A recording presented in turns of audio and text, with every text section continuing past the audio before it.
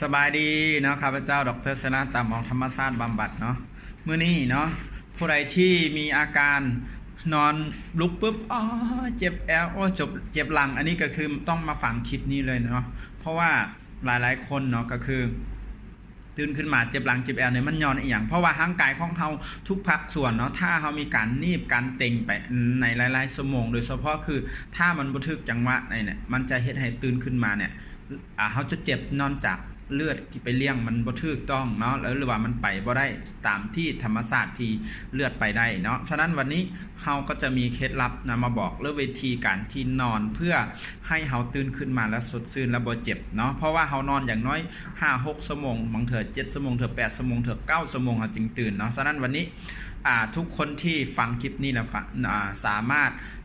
ลดพรอาการเจ็บที่เราเจ็บไปแล้วแต่ถ้าผู้ใดบ่เจ็บก็จะบ่เจ็บไปเลยเนาะท่านอนที่ดีที่สุดก็คือท่าน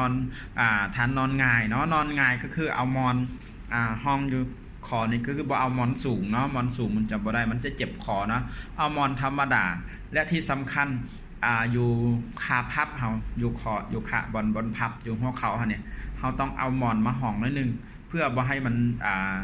ดึงหลังเฮาเกินไปเนาะฉะนั้นวันนี้ถ้าผู้ใดนอนท่านี้เกิดตื่นขึ้นมาเฮาจะบ่เจ็บหลังบ่เจ็บแอวเนาะท่าที่2เป็นท่านอนสะแข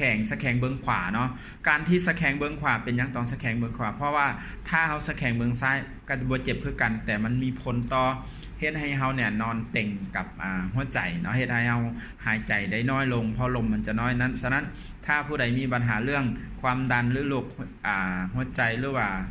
ปัญหาเรื่องภูมิแพ้มันก็จะเฮ็ดให้เฮามีอาการเพิ่มขึ้นเพราะว่ามันเฮ็ดให้หลอดหัวใจเฮาบีบนะฉะนั้นเฮานอนสะแขงเบื้องขวาแล้วที่สำคัญการที่นอนสะแขงเบื้องขวาเนี่ยเฮาก็ต้องมี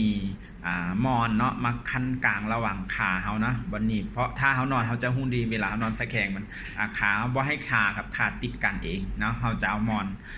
มาใส่ตื่นขึ้นมาเฮาจะบ่เจ็บหลังเจ็บแอวเนาะท่าที่3ก็คือนอนตะแคงเบื้องซ้ายตัวนี้คือที่ว่าเนี่ยก็ได้เนาะนอนสะแขงเบื้องซ้ายแต่ว่าเฮาต้องพลิกเพราะว่าส่วนหลังเฮาจะมันบีบแต่อันนี้ก็จะบ่เจ็บคือกันท่าที่4เป็นตันที่นอนสะแขงคือกันเบื้องซ้ายเบื้องขวาก็ได้แต่เฮาเอามือเฮานีบกับแนบกับข้างเฮาแล้วนอนเต่งนะพยายามอันนี้คือเฮานอนตื่นขึ้นมาเฮาจะไปเจ็บแล้วท่าที่5คือนอนแล้วเอาหัวเข่าขึ้นแล้วก็จับนะคือแบบเฮานอนคดนะอันนี้ก็จะบ่เจ็บหลังบ่เจ็บแอวเนาะ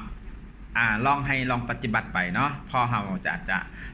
ตื่นขึ้นมาเฮาจะบ่เจ็บเนาะสำหรับคลิปนี้ก็ประมาณนี้เดี๋ยวผู้ใดสนใจรายละเอียดเดี๋ยวสลาจะเฮ็ดแล้วก็มีคลิปวิดีโออีกต่อไปเนาะสบายดี